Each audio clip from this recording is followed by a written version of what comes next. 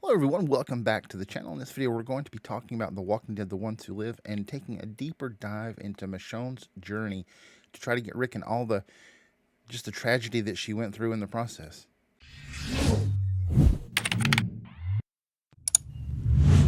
Okay, so before we get into this video, I want you to know that this is going to have heavy spoilers for episode 2 of The Ones Who Live. Episode 2, Gone. So if you haven't watched that episode, go ahead and click off this video, go watch the episode, and come back if you want to follow the video.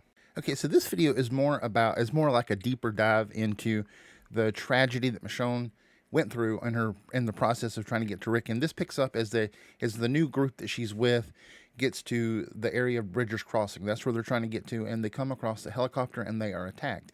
If you want to know, if you want to see my review for the full episode, I'll leave a link in the description, and you can watch that video. But this just centers around what Michonne, Aiden, Bailey, and Nat went through during the attack, and just the tragedy that takes place, and everything that Michonne has to go through. So the scene kind of starts with Aiden, Bailey, Nat, Michonne, and all the other unnamed people who are with them. This breakaway caravan group that's kind of Nate's group. He's the leader, and they're helping Michonne get to Bridger's Crossing, and they're just kind of having a happy moment all together.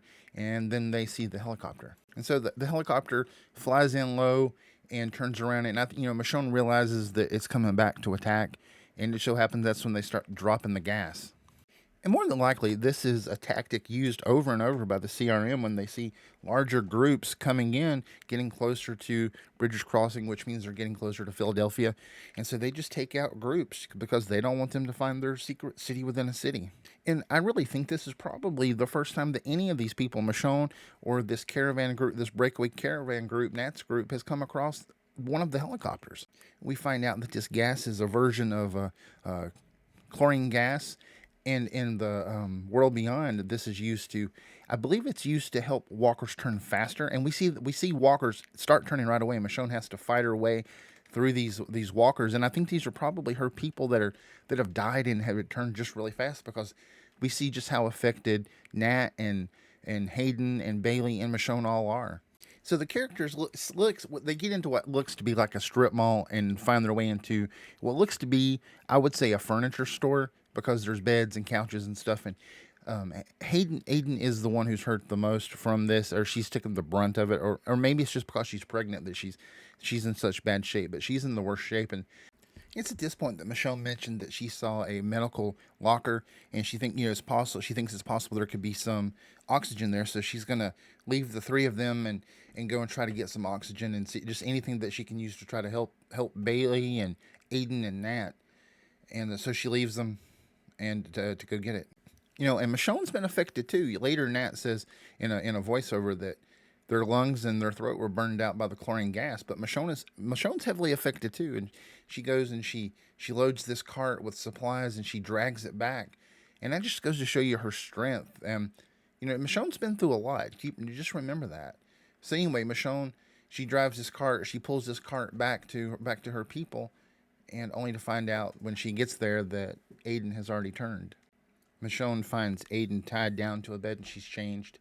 She's turned, and so she's dead, and the baby's dead, and Michonne's lost another person. And Michonne ultimately has to draw her katana and put her down, because she can't leave her like that. That was her friend. That was someone that she cared about, someone that was helping her, and someone that Michonne had helped, and someone that had left the life that she knew to go help Michonne. So it was just, it's just a sad moment in the story where Michonne has to put yet another person down that she cared about. Michonne goes farther into the store after putting Aiden down, and she finds what looks to be like a display case, maybe for perfumes, that's on fire, and she finds Bailey there, and Bailey's changed too. He's turned, and Nat is cowering behind the flames. Nat just can't bring himself to put Bailey down, and I'm sure in this moment Nat's really just broken, because these people left the safety of the bigger group they were in to go with Nat. They chose to follow him, and now they're dead. And I can't imagine the level of guilt that that Nat's going through right here. And so Michonne has to put Bailey down as well, and that's just been kind of Michonne's thing. She's just been a character that's experienced so much loss. She had her own children. She had Andrea, who was her friend. She had Carl.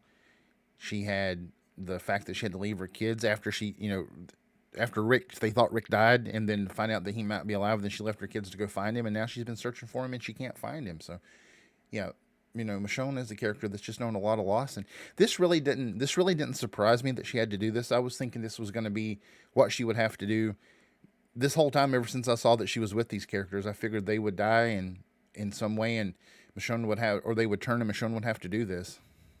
And then Michonne and Nat, who have survived this, but barely survived. I mean, they almost died too. They have a long process of recovery. I didn't realize just how long it was, but it really surprised me because I thought she would be able to go straight and look for Rick. But after this happened, you see that it's the fall, and then we go into winter, and then it goes into summer, and we see Michonne trying to work out and struggling and trying to get stronger. We see them on oxygen a few times, and ultimately they're able to get their strength back. But they go through a lot through this period. Eventually, the two, Michonne and Nat, get strong enough, and they're able to go on the rest of their journey. And Nat decides to go with her. Michonne tries to get him to leave and go to Alexandria. She marks him a map, but he refuses. He wants to support Michonne. He wants to be there for her. So they go on to Bridger's terminal, and when they get there, Michonne's let down again because there's nothing there but dead bodies. And while they're there, Nat happens to make the comment that they all died without their shoes. They all were burned without their shoes. And it's when Michonne's holding Rick's boots. So, he's kind of hinting that it's possible that Rick's there. But it got me thinking, I wonder if this is all A's that they've killed here. They've just slaughtered them so that they didn't have to deal with them. They didn't want to deal with free thinkers and leaders, and because we find out that, I mean, they wouldn't have taken them in had they been bees. So is this? Michonne doesn't know what they've done here, other than they've killed people. But is this what would have happened to Rick if Jadis hadn't said that he was a bee? And at this point, we just see a completely broken Michonne. She's having to accept the fact that she's probably never going to see Rick again. That even if he is alive, she's never going to find him. And it's just time for her to go home. Nat helps her come to that conclusion. He tells her it's okay for you to believe and still go home. And, she has to agree with him. It's time to get back to her kids. So they agree to go on to Alexandria. And just like Rick, she decides that she has to move on and accept things as they are. Well, that's really the end of this deep dive into Michonne's sorrow and this journey that she's gone on and everything that she's been through. But before we go, I would like to say thank you for everyone who's subscribed in the last month. February was the best month I'd ever had for subscribers, and I just want to give a big shout out to all of you. Thank you so much for supporting my channel, and I will see you wonderful people in the next video.